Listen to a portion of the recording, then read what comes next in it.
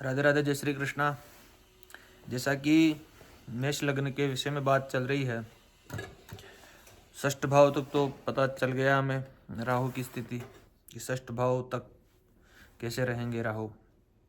बाद से बात करते हैं।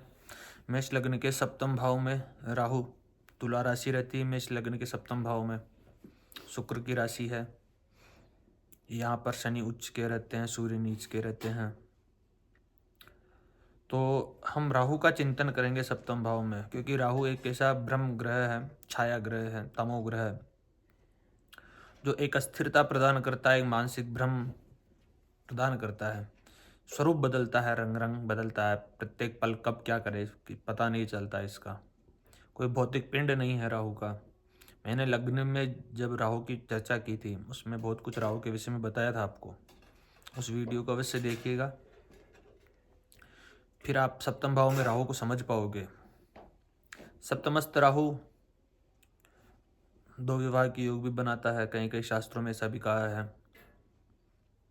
पहली पत्नी को परेशानियां ज़्यादा दे देता है, इसलिए इसका निवारण के लिए उपाय भी बताते हैं ज्योतिष के ग्रंथ। बात करते हैं सप्तम भाव के राहु की। राहु के लिए महर्षि पराशर जी ने 3 श्लोक बताए हैं लघु पराशरी में, राहु और केतु दोनों ग्रहों के लिए। पहला श्लोक है, यद्यद भावगतो वापि यद्यद भावे संयुतो तत्तत्फलानि प्रबलो प्रदिशेताम तमो ग्रहो। दूसरा है, यदि केंद्रे त्रिकोणे वा निवसेताम तमो ग्रहो नाथेना नतरेणापि संबंधाद योग कारको। एक श्लोक और है, तमो ग्रहो शुभारूढ़ा वसंबंधेन केनचित अंतर्दशानुसारेण भवेताम योग कारको।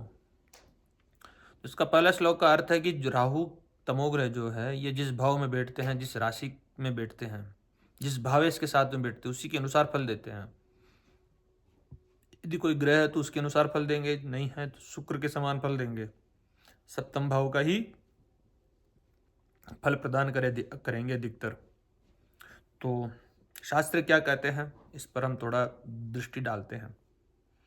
सप्तमस्ते यदा राहु कलहम कुरुते सदा भार्या कष्टम भवे तस्य वियोगो वा प्रजायते।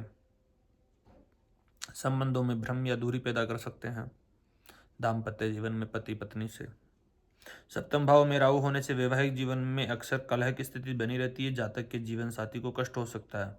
यह किन्हीं कारणों से जीवन साथी से वियोग, जुदाई या लंबी दूरी की संभावना रहती है। जीवन साथी का स्वरूप क्या होगा, उनका स्वभाव क्या होगा, इस पर भी हम दृष्टि डालते हैं। राहु या जातक को लीक सेट कर जीवन साथी चुनने की प्रेरणा देता है। जिस फील्ड से वह रहता है उससे बिल्कुल विपरीत परिवेश से उसका जीवन साथी होता है। शास्त्र कहता, विजातीय कलत्रंच लभते राहवे स्थिते चतुरोपि भवेत कांता कलह प्रिय एव च। सप्तम राहु वाला जातक अक्सर अपनी जाति, धर्म या संस्कृति से बाहर, इंटरकास्ट या फॉरेनियर विवाह कराता, मतलब विदेश के अंदर इंटरकास्ट मैरिज भी करवाता है। जीवन साथी बहुत चतुर और बुद्धिमान होता है, लेकिन स्वभाव से थोड़ा जिद्दी या विवाद करने वाला हो सकता है सप्तम भाव का राहु।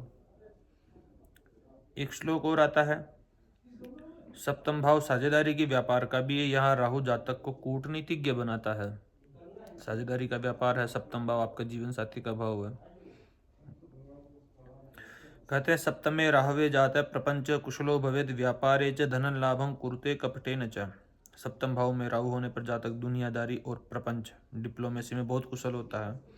वह व्यापार में चतुर नीतियों या चालाकी के माध्यम से धन प्राप्त करने में सक्षम होता है। हालांकि साझेदारों, मतलब कि पार्टनर्स जो होते हैं, पार्टनर्स के साथ धोखे की संभावना बनी रहती है। मेष लग्न और तुला राशि में राहु का क्या प्रभाव देता है, शास्त्र क्या कहता है। तुलाधर गते राहु नृपमान्यो भविन्नर जन संपर्कजः कीर्ति विदेशे च धनार्जनम।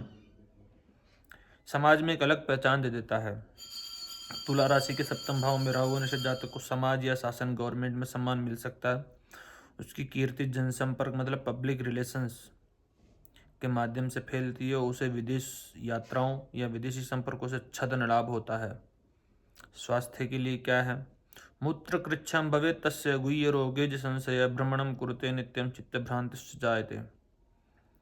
सप्तम राहु गुप्त रोगों या निचले अंगों से संबंधित कष्ट दे सकता है। जातक को मूत्र संबंधी रोग या गुप्त रोग, प्राइवेट पार्ट्स रिलेटेड इश्यूज की आशंका रहती है।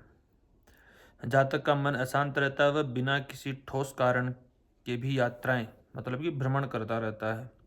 राहु की दृष्टि लाभ भाव पर रहेगी, लग्न पर रहेगी, तृतीय भाव पर रहेगी। इसकी दृष्टि अच्छी स्थिति, लाभ भाव, बड़े समूहों और सामाजिक संपर्कों से लाभ मिल सकता है एकादश भाव पर दृष्टि होने के कारण। लग्न पर राहु की दृष्टि रहेगी, थोड़ा स्वार्थी, चतुर और आत्म केंद्रित बना सकती है। जातक अपनी छवि को लेकर बहुत सतर्क रहता है। यह जातक के तृतीय भाव पर जो दृष्टि पड़ती है राहु की, वह जातक को साहस और पराक्रम को बढ़ाती है। जातक अपने संचार कौशल मतलब कि कम्युनिकेशन से दूसरों को प्रभावित करने में सफल रहता है। तो ये मोटी मोटी राहु के सप्तम भाव में फल था मेष लग्न के। और मैं आपको कुछ और बता देता हूँ। यह तुला राशि जो है वायु तत्व की राशि है। ऐसे जातक शत्रुओं पर विजय पाने वाला राज्याधिकारी होता है। इसके जीवन में धन की कमी नहीं रहेगी। इसका गृहस्थ जीवन विवादास्पद होता है। दुनिया में आकर ये नाम कमाते हैं, परंतु दारिद्र्य का संकेत मिलता है। प्रथम स्त्री की मृत्यु, बीमार होने प्राय दूसरी शादी होती है। मतलब कि 2 विवाह के लिए जो मैंने प्रारंभ में आपको बताया था। शुभ ग्रह साथ हो या शुभ ग्रह की दृष्टि हो तो एक पत्नी होगी। जातक अंतरजातीय विवाह या विधवा विवाह करने में संकोच नहीं करेगा। वैवाहिक जीवन सुखमय नहीं होगा। राहु की दशा मिश्रित फल देगी। शुक्र की स्थिति सही फलादेश का मार्ग प्रशस्त करेगी। यदि शुक्र की स्थिति को देखना परम आवश्यक है। तुला राशि में राहु वाला व्यक्ति छिद्रान्वेषण होता है। अपनी पत्नी, मित्र, भागीदारों में दोष ढूंढता रहता है। सप्तम भाव में राहु स्त्री का विनाश करता है, उसे रोगिणी बनाता है। सप्तम भाव में राहु मधुमेह का रोग देता है और भी कारण से स्त्री सुख में न्यूनता देता है। अब हम ग्रह युतियों की बात करते हैं। राहु के साथ में यदि यहाँ पर सूर्य हो तो सूर्य नीच राशि के रहेंगे। ग्रहण योग दोष भी बने रहेगा, तब तो वैवाहिक जीवन बड़ा कलहमय रहेगा। पत्नी का स्वास्थ्य सही नहीं रहेगा। पंचम भाव का स्वामी भी होता है सूर्य, तो संतान पक्ष को लेकर के चिंता रह सकती है। एजुकेशन में बाधा उत्पन्न हो सकती है। प्रेम संबंधों में धोखा मिल सकता है। पार्टनर्स जो रहते हैं आपके व्यवसायिक, उनमें दगा दे सकते हैं। ऐसी स्थितियां निकल करके आती है। आपके स्वास्थ्य को लेकर के परेशानी, आपके पिताजी के स्वास्थ्य को लेकर के परेशानियां उत्पन्न हो सकती है। क्योंकि लग्न का स्वामी तो नहीं, लेकिन लग्न का कारक सूर्य होता है। सूर्य पर जब छाया आ जाती है तो अच्छे संकेत तो नहीं है। प्रकाश तेजोपुंज है सूर्य, तो सूर्य पर यदि छाया आ गई, प्रकाश अंधकारमय हो गई, तो वो परेशानीदायक स्थिति बन जाती है। अमावस्या के आसपास का जन्म रहता है ऐसे व्यक्तियों का।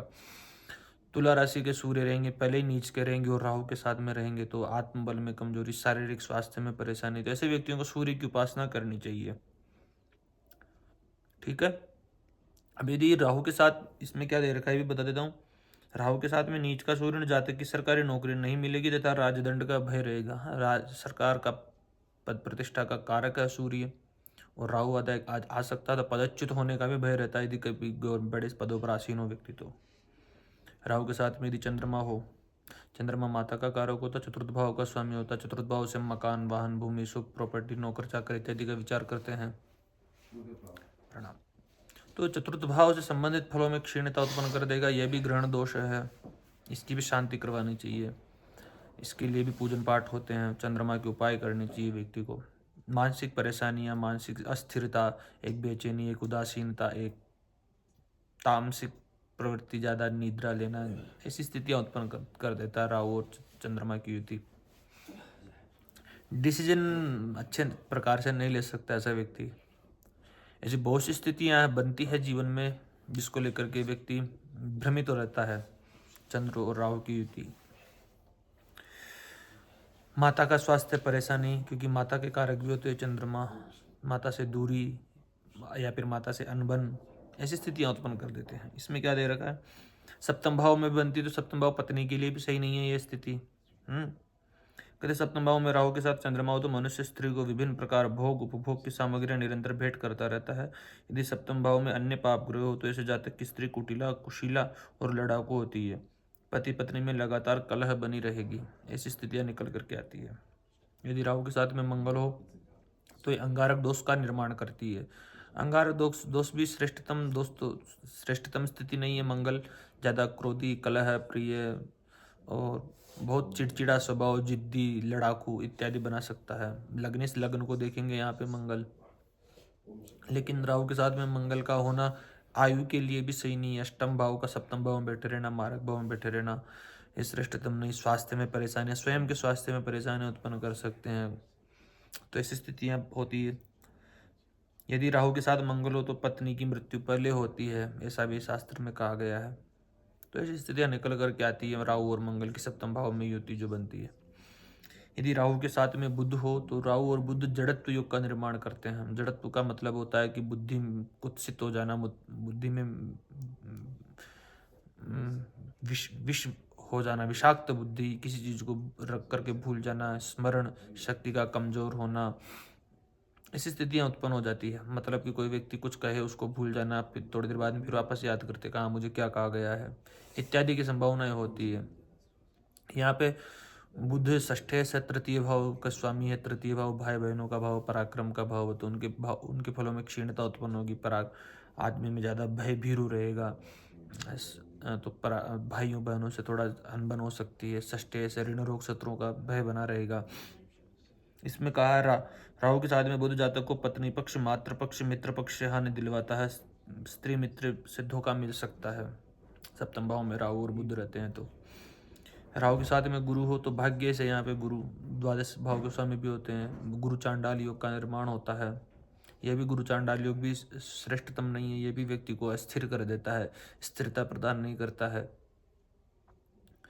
भाग्य से तो भाग्योदय में बड़ी परेशानियां प्रबल रहती है। धार्मिक मामलों में थोड़े इंटरफेयर कम करते हैं। धार्मिक अरुचि प्रदान करते हैं। असुचिता का भी ये संकेत देता है गुरु।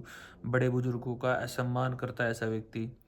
तो ऐसी स्थितियां निकल करके आती है। यहाँ पे कहता है ऐसे जातक अंतर्जातीय विवाह करता है। अंतर्जातीय विवाह करने में भी संकोच नहीं करता ऐसा व्यक्ति। कुल मिलाकर के ये स्थिति भी श्रेष्ठतम नहीं है देखा जाए तो। यदि राहु के साथ में यहाँ पे शुक्र हो, शुक्र स्वग्रही होंगे तो पंचमहापुरुष योग में से मालव्य योग का सर्जन करते हैं।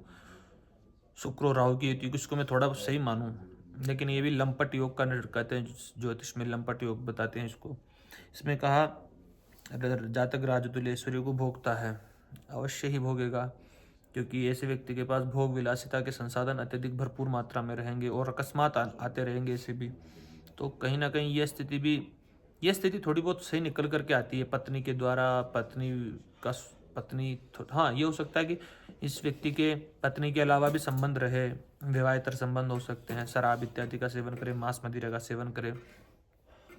शुक्र और राहु की युति तो विवाहेतर संबंध की द्योतक तो होती ही है।